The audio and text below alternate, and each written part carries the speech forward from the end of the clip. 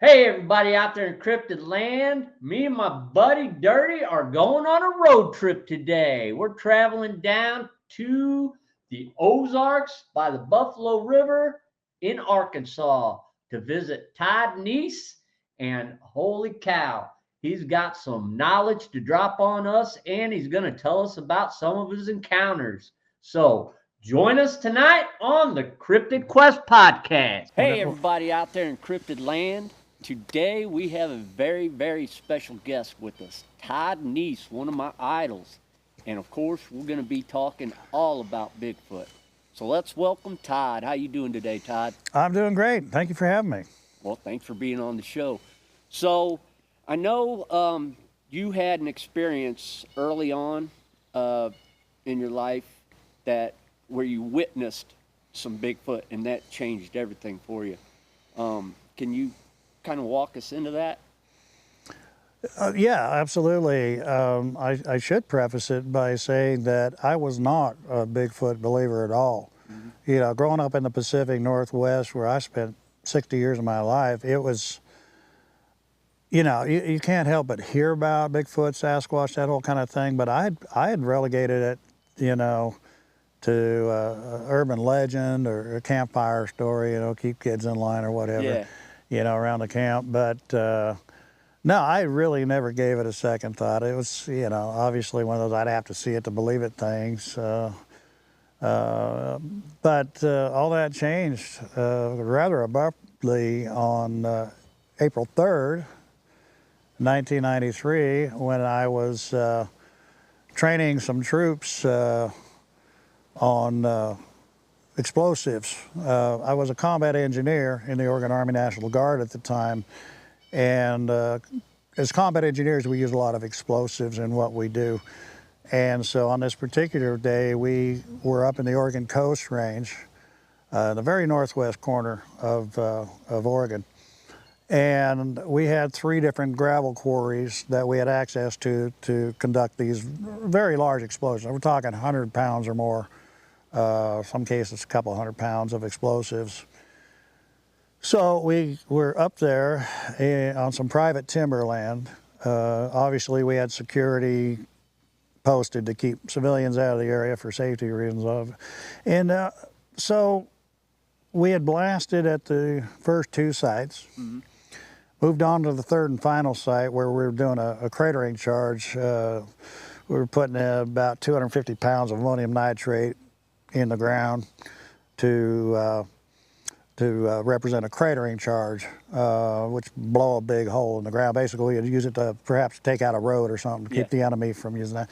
So we lit the fuses on that, and we had about 11, 12 minutes to get out of there to a safety area away from the explosion. We wait for the explosion, standard operating procedure. We'd go back and check our work. So we lit the fuses, we got in our vehicles. There were 5 total, 2 Humvees, mm-hmm. Jeeps up front, a deuce and a half or 2.5 ton truck, troop transport in the middle, and then 2 Humvees behind it. Now, I was a passenger in that second Humvee. I didn't have to drive. I sat behind the driver, in fact, and it was a decent day, not unlike today. So I had the window down, and I had hunted that area for both deer and elk for years. So it was natural for me to look, while I had the liberty to not be focused on driving, to just be glancing about the countryside. I'm looking for, deer or elk or something, whatever, wildlife. And as we rounded this corner on our way to that safety area, I got a little more than I bargained for. As we rounded the corner of that second blast site, the one we detonated maybe an hour or so before, we detonated big explosions, plastic explosives. It comes into view, and what I saw were 3 very dark figures standing right out in the middle of that rock quarry, and I mean standing on 2 legs. And, my first thought initially was, oh my God, what are those people doing down there? Because we got a bomb about ready to go off. Yeah. And it took me about 2.3 seconds for me to realize that what I was looking at were not people at all. These were huge, and again, black from head to foot, similar to like a black bear, right? Not a stitch of clothes on. Huge, built like bodybuilders. I'm talking traps that came right out from pretty much the base of their ears out to their shoulders, so really no visible neck. You know, there's like a bodybuilder, just, you know, barrel-chested, tapered waist. I mean, they were very, very buff creatures, but the silhouette they presented was not that of a human, and by that I mean the legs were too long, the arms were too long. The arms went on all three of them were down all the way down to their knees. Just disproportionately long compared to a human torso, if you will. And it was the activity they were engaged in that really got my attention, because while the biggest of the three, the one in the middle, pretty much stood there like a statue, these two on either side of it, left and right of this bigger one, were swaying back and forth. They were rocking from side to side, shifting weight from one foot to the other. In the process, these long arms are swinging all the way down by their knees. And they did it the entire time I'm watching them, right? And by time, I'm not talking 5 or 10 seconds. I watched them, I estimate, about 25 seconds. Wow. Which, again, doesn't seem like a long time, but I mean, if you just stare at your watch for 25 seconds and imagine seeing what I'm seeing, it seemed like an eternity, right? So I'm just fixated on this, going, you know, in my mind, I'm like, no way. But the longer I stare at it, the more I realize that, you know, what I'm seeing is, it has to be what people call Bigfoot, right? Yeah. So 25 seconds elapse, we round another corner, I lose sight of him, and I just collapse back in my seat, and I'm like trying to wrap my head around what I just saw. And the staging, the safety area was not far from there. We pulled in there, and while the rest of the trucks were coming in behind us, I just instinctively jumped out of my rig and jogged back up in the direction that we just come from. I was really hoping to get another view of them. And we had a standing order that everybody had to remain in eyesight of everybody. You could not, it's called 100% accountability, safety, you know.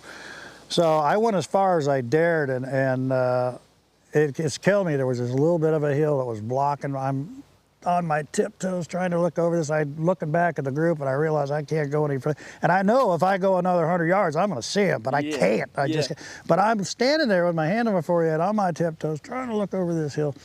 And I hear somebody to my right yell my name. And I look down to my right, and here is Sergeant Martin, Jeff Martin. He goes, "Hey, what are you looking at?"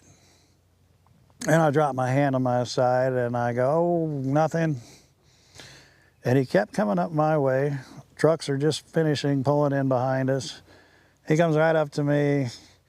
I remember he took a drag off his cigarette, looked around, make sure nobody was in earshot. He goes, "I don't suppose you saw what I saw down at that second blast site." And I'm like,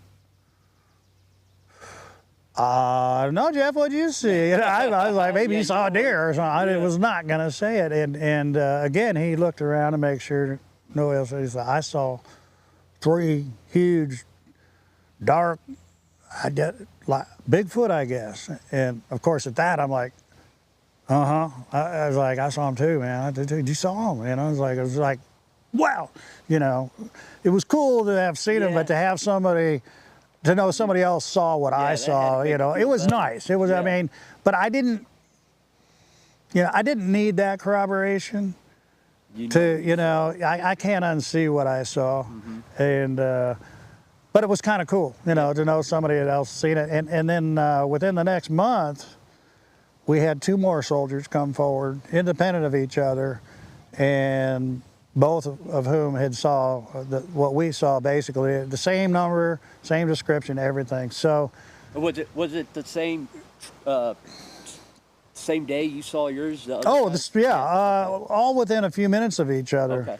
Okay. because we all had a little bit different perspective. Sergeant Martin actually saw them walking, where I did not see that. Okay.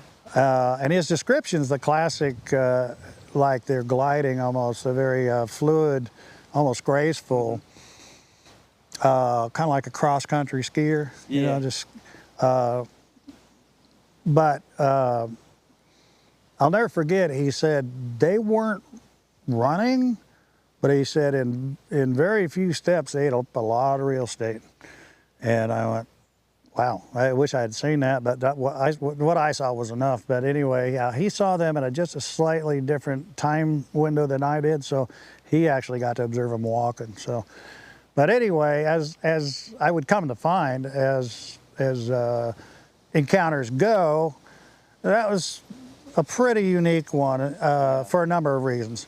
Multiple animals are pretty rare. It's usually a single individual that you see, and then multiple eyewitnesses. Yeah. Also pretty rare. But then you take into account the activity we're engaged in. You know, we were blowing up the woods. You know, Yeah. We're setting off bombs, 3 different locations in the forest. You know, we were rocking their world. Yeah.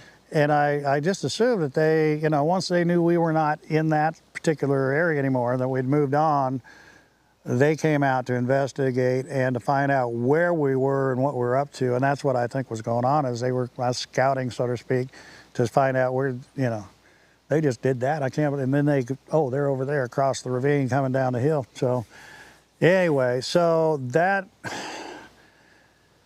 those 25 seconds changed the entire course of the rest of my life. Yeah. To this day. Yeah. It's hard for me to wrap my head around that. It's just, but everything from where I live today to who I'm married to, it's all because of those 25 seconds, you know. So anyway, it's been a long 32-year journey for me, and one that I would never trade for anything. Well, yeah, that is, I've heard a lot of encounters, but that is one I'll never forget, because I remember the first time, I've heard it before, but, you know, this is the first time I've heard it directly from you, and that encounter always sticks out in my head because it was so unique and so, I don't know, very personal. You know, that long amount of time, you're in an area that you know it's not somebody in a monkey suit trying to be, you know, stupid and fool you, because you're in a blast zone. Yeah. You're doing, yeah. And that's the interesting thing, too, is that you would think, you know, these explosions were huge. Right? And by that, I mean, we would set off a miniature earthquake, a mushroom cloud 2,000 feet in the air. You see it for miles. And you felt it, you know. And any wildlife I can imagine, you know, deer, elk, cougar, beaver, raccoon, whatever, is going to go 360 degrees away from the danger, right? And yet, only an hour had passed by, and these things kind of beat the odds. I mean, they were so curious that their curiosity was strong enough for them to overcome any fear factor, which to me, curiosity is the need to know. It's the need to understand something you don't understand. That's intelligence. Yes. And when you've piqued that curiosity to the point where you could overcome fear of another explosion is going to, you know, affect you, I can't imagine any other animal doing that. In fact, I can't imagine any civilian humans in that area going, whoa, did you see that explosion? Let's go over there. I mean, it's like, where's the next one coming from, you know? You wouldn't go in there. No, I wouldn't go in there. I wouldn't go for sure. So yeah, like I said, I've been researching ever since for personal reasons mainly. Certainly not to make any money or anything. In fact, I've spent over 6 figures over the years in investing in equipment and traveling and time and research. And but it's my goal really is we need, and by we I mean mankind, need to understand that there is a species out there that for whatever reason, actually a number of reasons, is being ignored. If somebody comes up with a sea creature, a new marine life, or a monkey in the Amazon that nobody's ever seen, or an odd bird, or the ivory-billed woodpecker, or the Arkansas says is extinct, and some people are seeing it. Yeah. Science rushes to it. It's like, whoa, this is a new thing. We need to, check it out and get DNA and find out more about this.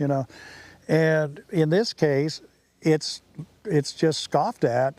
There's a stigma for, again, a number of reasons, but institutional science, it's like the third rail. They don't want to touch it, because I would say mainly because it's been exploited commercially and lampooned. You look at, I won't mention any brands, but I mean, everything from tires to beef jerky to cell phones, and it's always done in a comical manner. And I think partly because these things look more like us than any other animal out there, right? Yeah. So it's very easy to personify them, right? Yeah. To give them a certain characteristic, a certain attitude or whatever. And, hey, why not make them funny? Yeah. Yeah, you wouldn't see that with a raccoon or a squirrel or something, But this thing, for whatever reason, brings out the bottom line is Bigfoot is pop culture. Yes, very much. You can put Bigfoot on anything, tires, an RV, they do, a cigarette lighter, a solo cup, whatever. You can put Bigfoot on anything and sell it for twice as much if it didn't have Bigfoot. Yeah. It's just the way, Bigfoot has become this like I say, pop culture. And so between that and the whole paranormal, supernatural mindset, and a few hoaxers, I'll put that out there. I don't think hoaxes represent even 1% of sightings, misidentified creatures certainly, but you can't take 10,000 sightings and just dismiss them all out of hand, right? I mean, you want to talk about odds. What are the odds that 10,000 people are all wrong? And people have nothing to gain, actually more to lose, by admitting to having seen something like this. I think the odds of them existing is probably more likely than 10,000 people are all wrong. You know, and in my case, we were soldiers. We were doing very serious, dangerous stuff. I mean, it wasn't like we got there, four-wheeling and getting drunk and crazy. I mean, this is very serious, sober stuff we're doing, and we all saw them. And are we all four of us liars? Yeah. And for what, right? So anyway, it's... And I've met a lot of very amazing people in the course of my research, and it's just led from one thing to another. And again, it's been an amazing journey. Yeah. So, you think the reason why science doesn't want to look into this deeper is because they're afraid they're going to be made fun of, or do you think there's a reason why? Yeah. Well. Really, unfortunately, science used to be the art, the craft of discovery. Yeah. Finding new things, back in the exploration days, like almost every ship that went out sailing to new worlds and whatnot, they brought a botanist, they brought a biologist, they brought a historian, they brought a geologist. They brought scientists with them to catalog and record all these new fauna and flora that they came across, and also to interact with the native people to find out about their cultures and whatnot. It was really about discovery. Anymore today, you don't see that kind of. We'll put it this way: I think science has really evolved into pragmatism. If it's something that's has a commercial value to it, you know, a new vaccine or a cure for cancer, what have you, you know, that's where people are going, is kind of piggybacking on other people's research. And, but to try to get funding to go look for something that is said not to exist is pretty rare. That's not to say there haven't been scientists that have put their reputations on the line, and that's part of it as well, because scientists really depend on their reputations, and they tend to stay inside the box, if you know what I mean. They're looking for ways to, again, make practical and commercial applications for their work. And people like Professor Grover Krantz, he was with Washington State University. He was well known, wrote some books on the subject, but it cost him his tenure. Yeah. Got laughed at a lot. He writes about it in his books. Dr. Henry Fehrenbach, he's still around. I think of Dr. Brian Sykes and Professor Jeff Meldrum, who's very active in the speaking circuit to this day. You know, there have been some academics that have taken that risk, and appreciate that. I do. I do too. But, you know, in a way, I think it's kind of cool that they have kind of left this open to us citizen scientists. You know what I mean? We may not have PhDs and whatnot, but in today's social media and access to so much information, you can read their books, you can learn, you can apply some of the science behind any animal, for that matter, and apply it to this. And so I kind of, it's kind of cool that they've kind of stepped back into the shadows and allow people like us to go out and do our own little thing. And you know, God knows when and if, and I believe it's inevitable, that they actually do find definitive evidence. It's going to be a game changer. Yeah. And then you go, all these skeptics, all these critics, all these cynics are going to come out of the woodwork and say, "Oh, well, I knew it all along," and let's all go get, you know, and then we're going to be kind of pushed aside. So right now it's kind of amateur hour. We get to be able to employ technologies today that weren't around when I started doing this stuff. Stuff that is kind of filtered down to civilian use, and in turn prices are coming down a little bit for like night vision, thermal vision, drones and whatnot that we employ.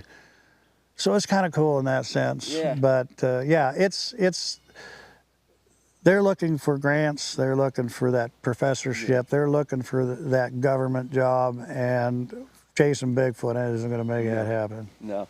So do you think when they are discovered, do you think it's going to be by a certain means, or? Actually, it's going to be done by a very uncertain means. Okay. I don't think it's going to be probably one of us that necessarily gets that. I mean, they're being found, let's be honest. They're being seen quite often. But that definitive proof, more than likely, it's going to be somebody who doesn't have the least interest in the subject.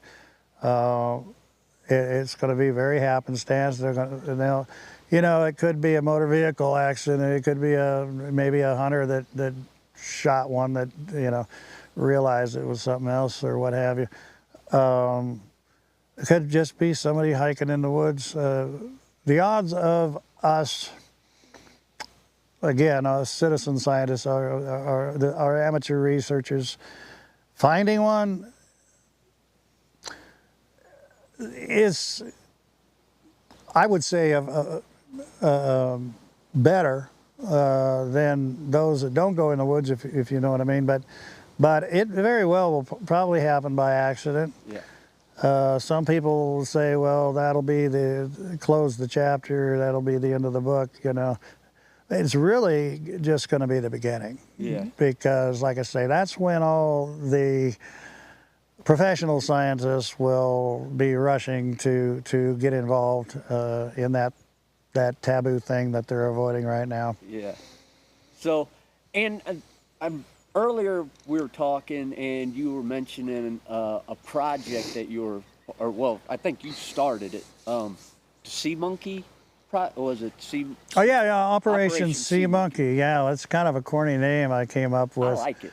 Because I've always been trying to think outside the box in terms of what other people have done, and try to come up with different theories, different research methods, different equipment, applications, and I started thinking, nobody's ever really researched from a marine application, if you will. Certainly these things do access the water. Forests run right up to the water, and if I found a place that was very remote, primitive, if you will, and uninhabited, that was on a waterway, why not take some sort of a boat and explore the shorelines and islands and check out, if we can find evidence. And so I came up with this concept based on some Native American lore about the certain tribes up in Canada, one in particular, the Kwakwaka'wakw tribe on the eastern side of Vancouver Island. They annually would harvest shellfish, cockles, mussels, clams, and whatnot. And there was a particular time of year, late September going into October, when the water temperatures dropped and the shellfish was okay to eat, that they would access the beach and just, load up on all this. And they said that, the wildlife knew about it. The bears would go out on the beach, the coyotes, wolves would go out there, and they'd dig up the protein that lies just under their feet. And along with that, the Sasquatch were known to have done that. I was able to identify over 25 sightings of them in that specific scenario at various beaches in an area called the Broughton Archipelago. Now, the Broughton Archipelago is a chain of nearly 100 islands. Most of them aren't very big, but they're all tree covered, surrounded by salt water. It's between the northern tip of Vancouver Island and the mainland. And I dare say an Olympic swimmer could probably swim between these islands from the mainland to Vancouver Island if they were, And we do know wildlife do transit between these islands. We've actually seen it, sometimes miles in open saltwater, open ocean. So what we did is we chartered a 50-foot trawler out of Campbell River, about halfway up Vancouver Island. And from there, we headed north.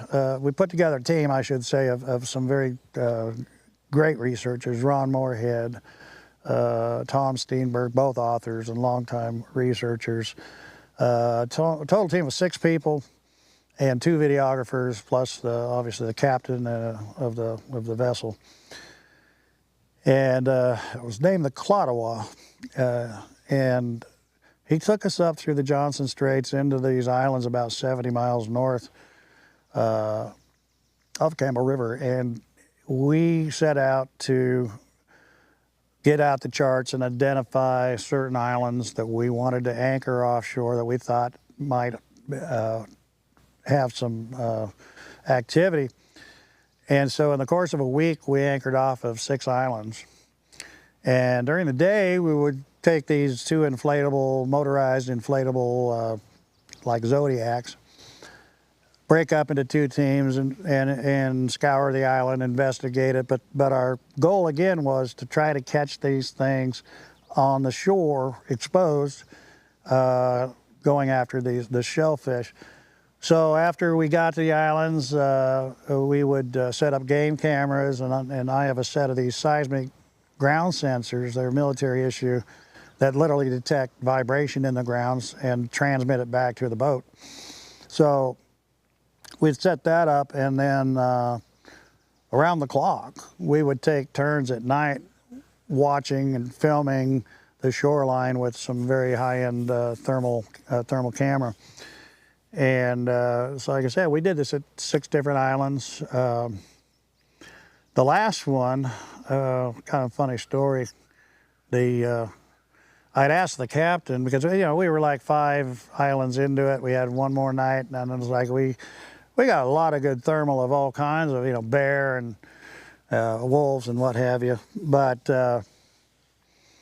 I said, can you get us to an island that has an active stream coming off of it, a clear freshwater stream going into the ocean? And he looked up one island. Yeah, I can take you there. And my thought was, if it's got a stream, it's probably got, salmon might be going in there and be a good attractant for bait, what have you, for food. So we anchored in Opal Bay.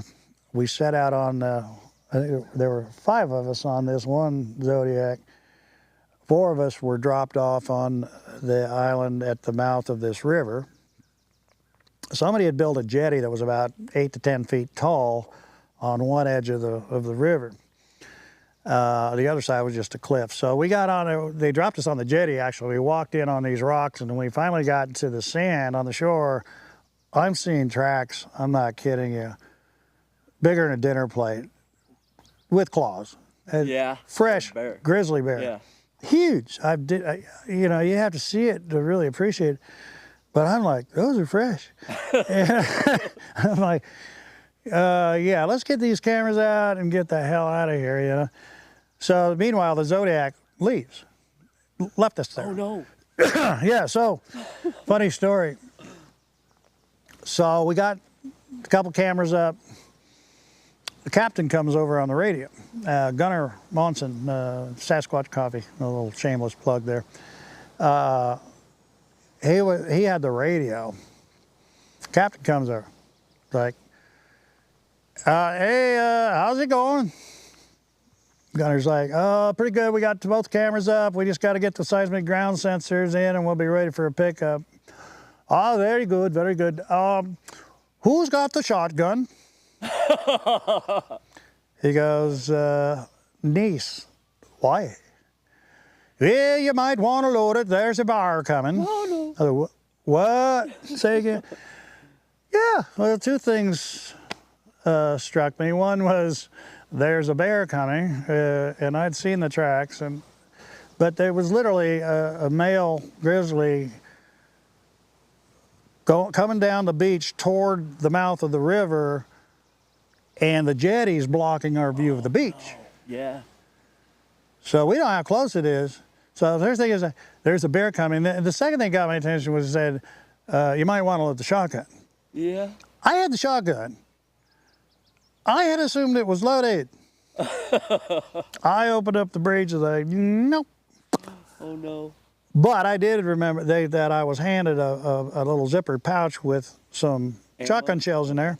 So I'm like, oh, yeah. So I opened this bag, and I don't know how long these shotgun shells have been on the boat in salt water, but they're all rusted.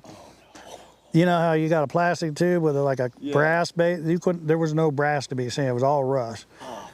And I'm trying to jam these into the breech, and they won't even fit because, it's pretty tight tolerances, and I got rust. I'm like scraping rust off. Come on, come on, come on.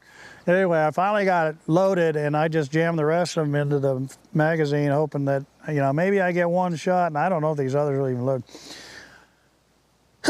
They're all looking to me. They're like, okay, Mr. Expedition Leader, what do we do now? And I said, let's start heading toward the jetty. I think I saw this on National Geographic. I think we need to spread out and make lots of noise. We don't want the bear to be startled when it comes over the jetty and eats us. So I said, spread out and let's make a bunch of noise. So we all spread out, the 4 of us, maybe 20 feet apart. And we're doing this very slow march toward the jetty because we know somewhere on the other side of that jetty is bear. We don't know how close it is. So we're walking really slow. We keep looking out at the ocean, looking, where's that Zodiac? Where's our rescue? Nothing. So finally I turned to Gunner. I said, will you contact the captain and ask him how close they are? So he gets on the radio. Hey, this is Gunner. Can we get a location on the bear? And instead of saying, 500 yards, 100 yards, or, they said, we're filming the bear, radio silence, out. I'm like, how hard is it to say 200 yards? Anyway, so we're like, okay. And then I realized nobody's making noise, right? So I'm like, guys, we're supposed to be making noise. And they're like looking at each other like, who's good? Tom Steinberg, British Columbian, Bigfoot hunter long before I was, author, cornball, breaks out into the bare necessities, the simple bare necessities, from Jungle Book. Yeah. And we're all looking at him like, Tom, really? And he just, so we just, out of nervousness, we all just join in. And now we're all singing it, bare necessities. And That's awesome. it was horrible, actually. But, we're like, this is, we're thinking of people, singing on the deck of the Titanic, because here we are. And it's, I know how this movie ends. Finally, we see the Zodiac come around. Yeah, we're saved, right? Yeah. There it is, there it is. Hey.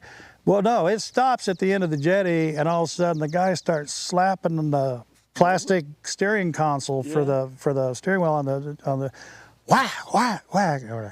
What's he doing? He's trying to scare the bear. The bear's close enough for him to be slapping that and hear him. And then he starts yelling out in Kwakwaka'wakw language, go away, whatever.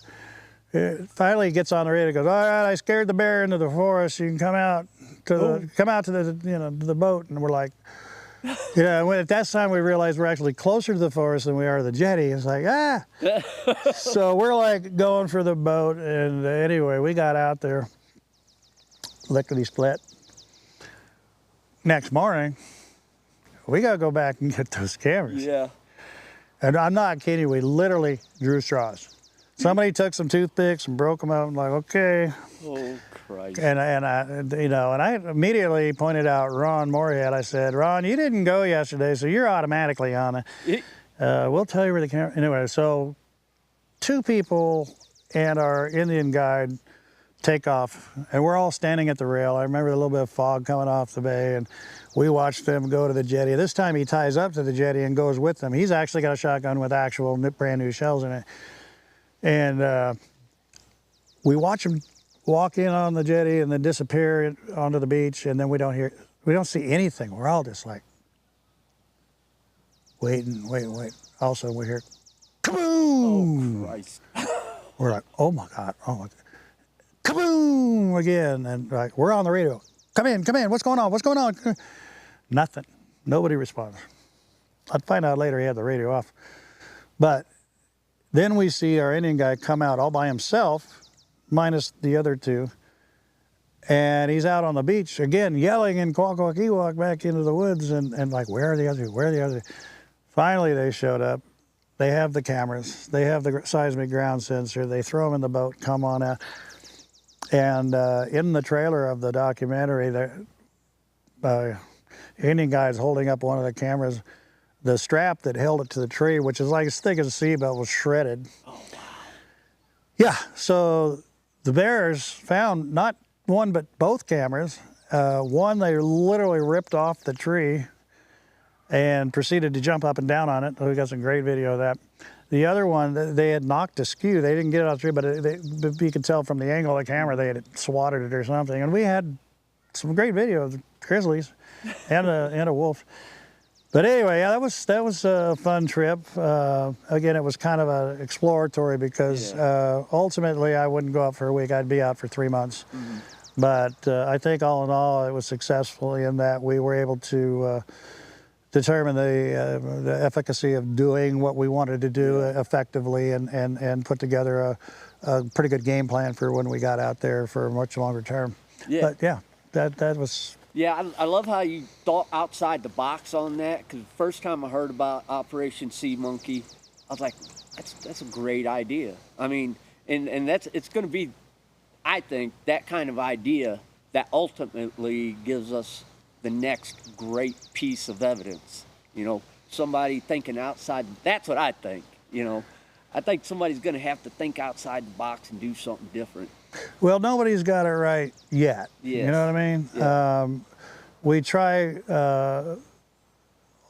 all the conventional hunting tactics that we would for, say, deer and any other animal, and some unconventional things. And I think it's obvious that this particular species wants nothing to do with humans. Now, on occasion, they are very curious, and so on occasion they will observe us, and it's usually then that they get exposed. That's when they get busted. Is when it's not you don't sneak up on a Bigfoot and go, oh, there he is.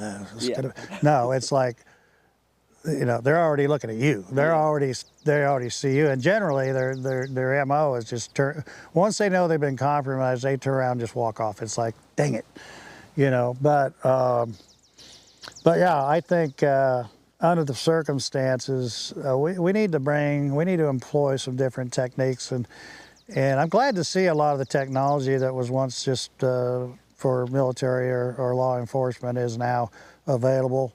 Who knows what's going to come down the line? You know, maybe I'll get our DNA home test kit. You know. Yeah. But until then, we have to rely on some of those scientists that have availed themselves to our crazy hobby. Yeah. So, and you talked about on this Operation Sea Monkey how it was only for 7 days, but it was something that you're not going to get, you know, evidence generally the first time you go out. You need time. But I heard you talk about another place where you had constant, which was very, very unusual. Yeah, so, you know, skepticism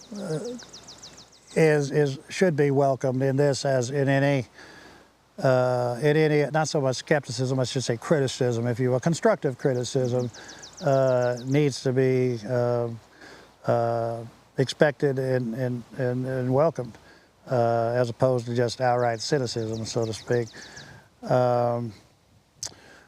But there are certain things that I was skeptical about with regards to certain phenomena said to have been associated with this species. One of them was this concept of eye shine.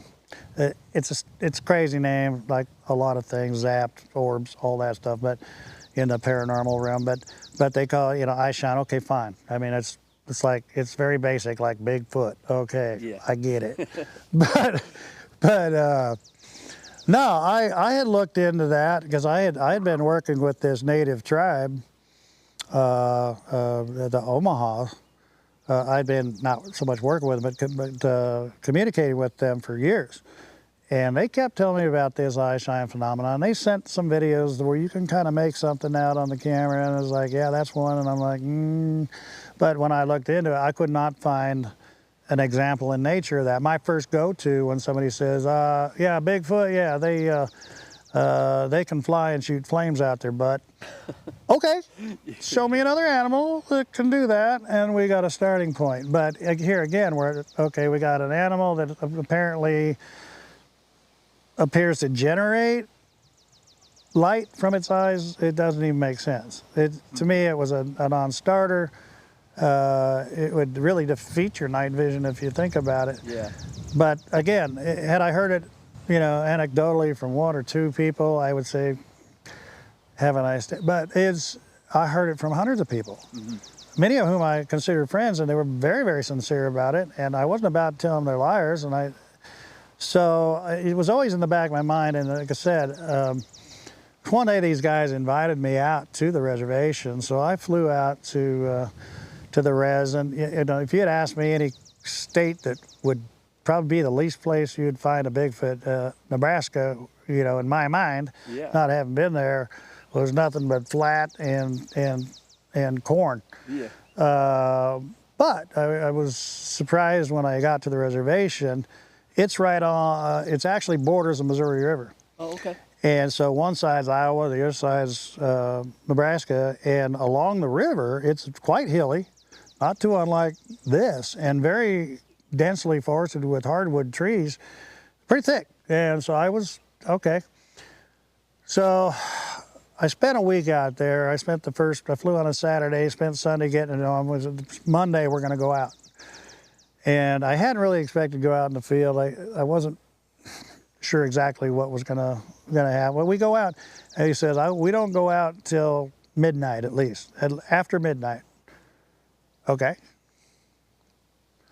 And they had a couple locations that they go to, and they claimed to call them in, but they had developed this relationship over what was then about 3 years.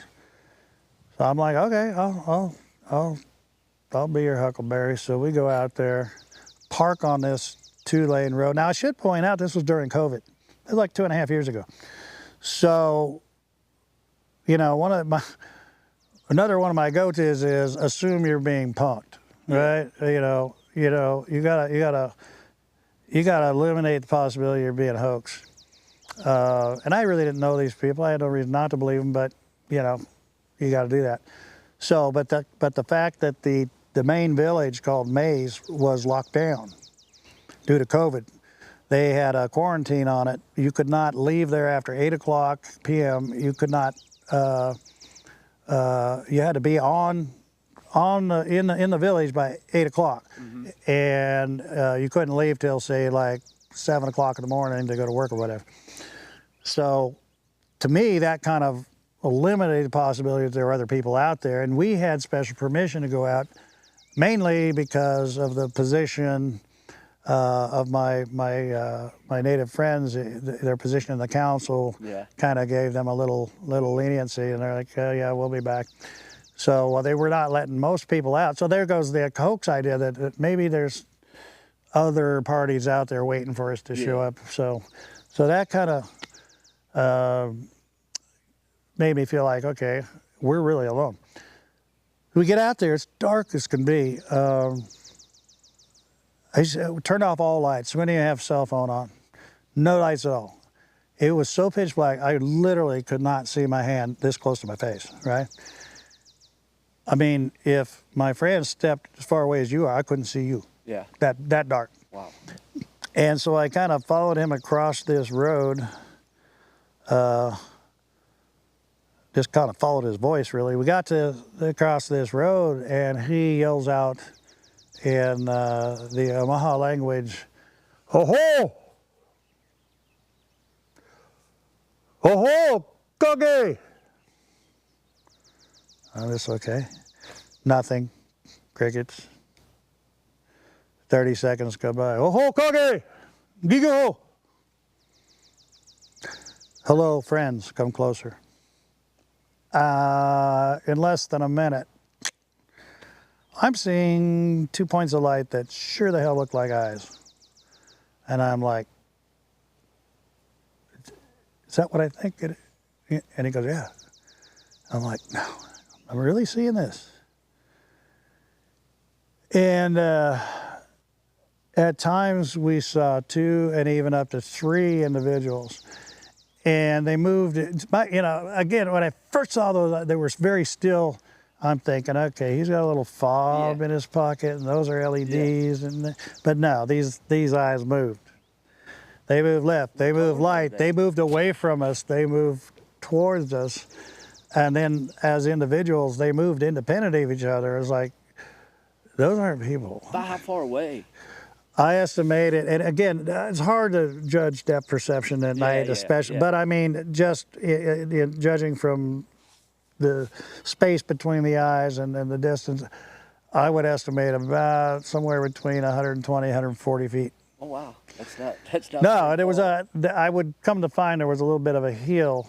Again, I couldn't see anything. I did, however, a few days into it, sneak out there in the daylight because I wanted to see what I was looking at.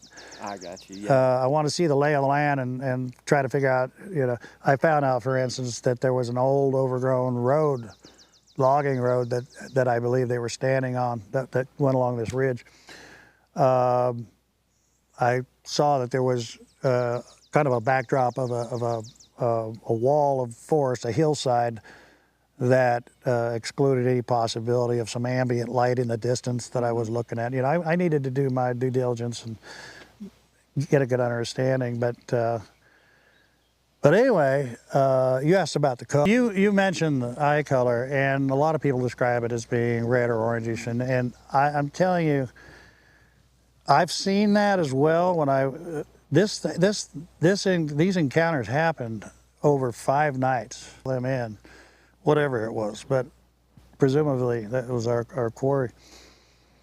And when they stared right at you, Yeah. and I mean right at you, it was actually white. Huh. White. Wow. Serious. But let's say they're out here staring at me. Yeah. It's very bright, white light. Not bright, I mean, but it's white light. And if they train their sight, if they turn their attention to you, so their eyes are shifting a little bit, just the slightest shift, you watch it go from white to yellow to orange to red. Really? So I think what we're seeing and what I believe, what I come to believe, is the tapetum lucidum, that all animals that have night vision have this crystalline cells in the back between the optic nerve and the retina, that as light comes in, ambient light, because we know that there's certain, humans are limited by what we hear, even though there are sounds above and below our hearing range, we're also limited to what we can see. We're very limited in night vision, but what animals do, well, they'll take in some very, starlight or lunar light that doesn't really do much for us to see things around us, but as it goes through the pupil and hits that tapetum lucidum in the back, it literally ricochets that light within the eyeball and magnifies it. That helps them to see at night. But within that process, it also magnifies that light enough to now we can see it with the naked eye from a human. But otherwise you wouldn't see it. But you're because of that process that's going on in their eyes, you can detect the light that's getting in there from just ambient sources that again you wouldn't see otherwise. And yeah, so if they're staring right at you, you've got a direct view through the pupil to that retina. As they turn that pupil and focus it to somebody else, now you're probably getting a slightly different view of that retina that maybe puts off a different hue. But yeah, so we saw that whole transition from white to yellow to red. But also, there were some times that we saw hues of blue and green. Very interesting, very interesting. But I know we're running short on time, but a real quick story. We had some activity going on at this initial place we're going to, but not a whole lot this one particular night. He said, I want to take you to another location. We call it Hard Knocks. It's another place that we get some attention, get their attention. And so 4.5, 5 miles away, we drive through some very rough country. We end up on this old logging road, and before I shut off the lights on the car, I can tell, he said, stop here. I could tell the road went straight for several hundred feet. Killed the lights, killed all the lights. So it's, again, still pitch black. And here we go again. Oh, Coggy. And I'll be damned. 30 seconds or so, ping, I see these lights, presumably eyes, straight in line with what I assume the road was based on the position of the car. And they're like, there, right there. You see that one? There's one. I'm like, son of a. And then somebody goes, oh, over there, 3 o'clock. There's one trying to flank around behind us. And I saw that one too. And they're watching that one, but I'm fixated on that sucker down the road. And I realized I only got one more day of this. And then I go home, and then what? The show's over. And so I'm getting kind of anxious. I'm getting a little like, I'm getting frustrated because I want to take it up a notch. Yeah. And I'm thinking if I lived on the res, I'd come out there every single night. And so I turn to my host and I go, hey, you've been doing this now for 3 years, right? Yeah. I said, they obviously aren't afraid of you. And if they wanted to hurt you, they certainly could have and would have by now. Yeah. I said, so have you ever thought about, I don't know, just like walking up to him? And he's like, hell no. And I don't know what got into me, but I go, hold my beer. I said, do not follow me. I'm going out there. And I'm looking at that one down the road. Now, I can't see the road. Yeah. But I'm fairly certain it's down the road. And so I'm walking slowly, and the leaves are crunching. It's fall, and there's every step, and I'm like getting closer and closer. And then this was probably, I'm guessing this one was about 150 feet away to start with. And I'm closing. Now I'm 100 feet. Now I'm 50 feet. And this son of a bitch isn't moving. And I'm starting to think if this was a really good idea. And now I'm down to 40 feet. And this thing's, it's blinking. I can see it blink. But it's just staying in its ground. And I'm thinking, all right, Todd, what are you going to do now if it don't move? And so I kind of decided in the back of my mind, if I got within 25 feet or so, and it don't move, I'm just going to cop a squat on the ground and let it make the next move, or hopefully go away. Yeah.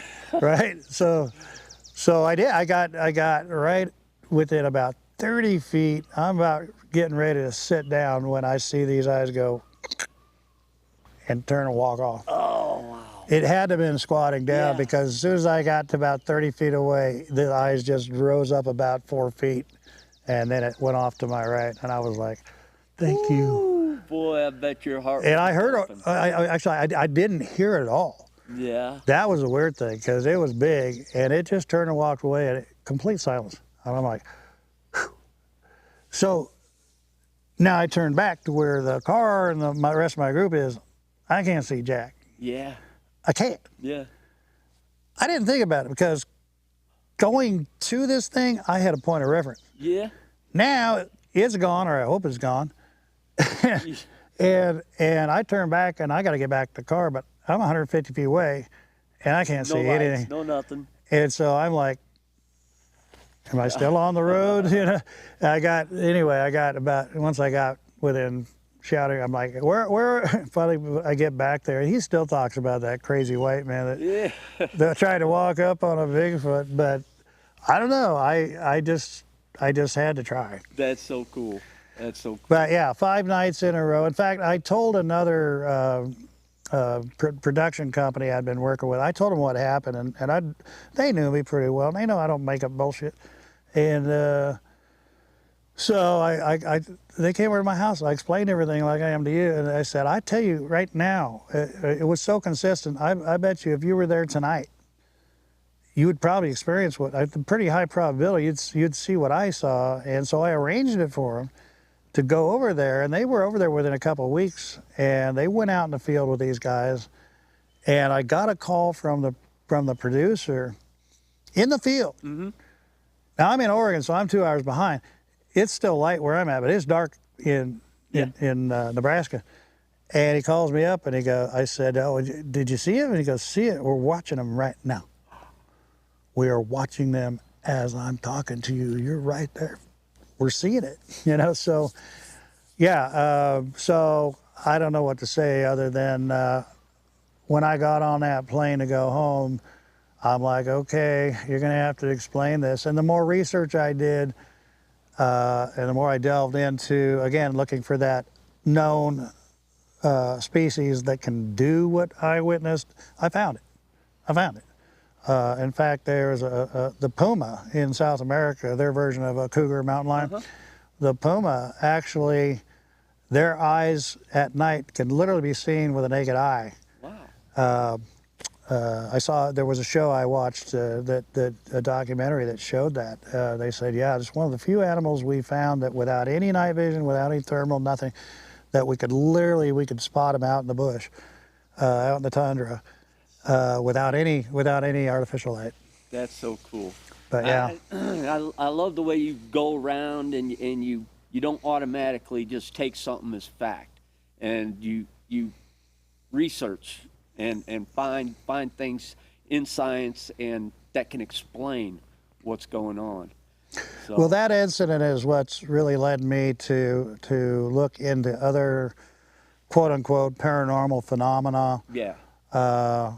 Because like I say, I kind of got my butt handed to me after considering that what I actually witnessed was impossible.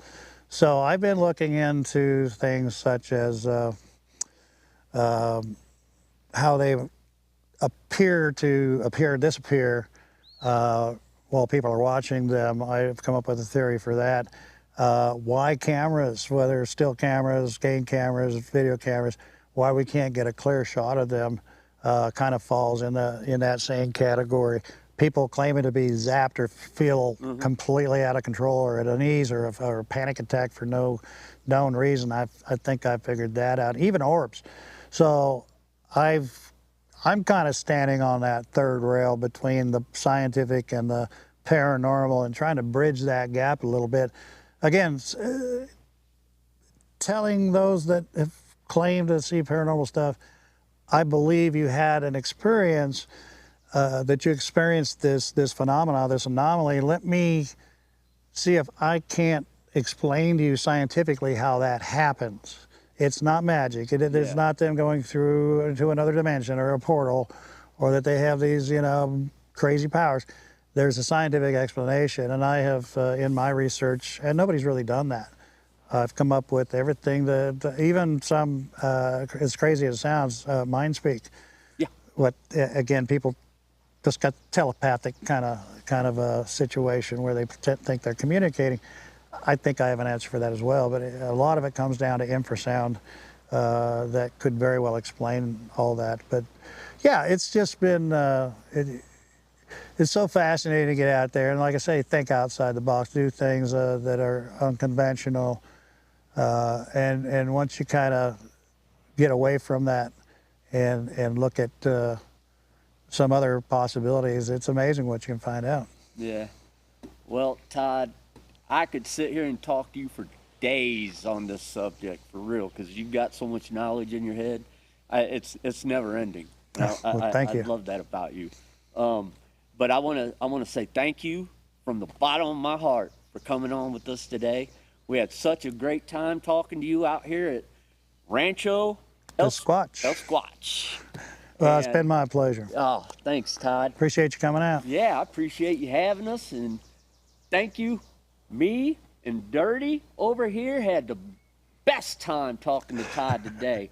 So thank you, everybody, for joining us today on the Cryptid Quest Podcast. And keep it creepy. Yeah, out in the woods where the shadows creep, I'm trying to find the legend that the people keep. Bigfoot's the name, got a story to tell. Footprints in the mud, can't you hear the bell? Whispers in the night, can you feel that chill? Bigfoot on the run, he's a legend, keep it real. Bigfoot, yeah, he's the talk of the town. Creeping through the trees, never wearing a frown. Legend of the forest, he's got a big stride. As the trap beats thump, you know he's got pride.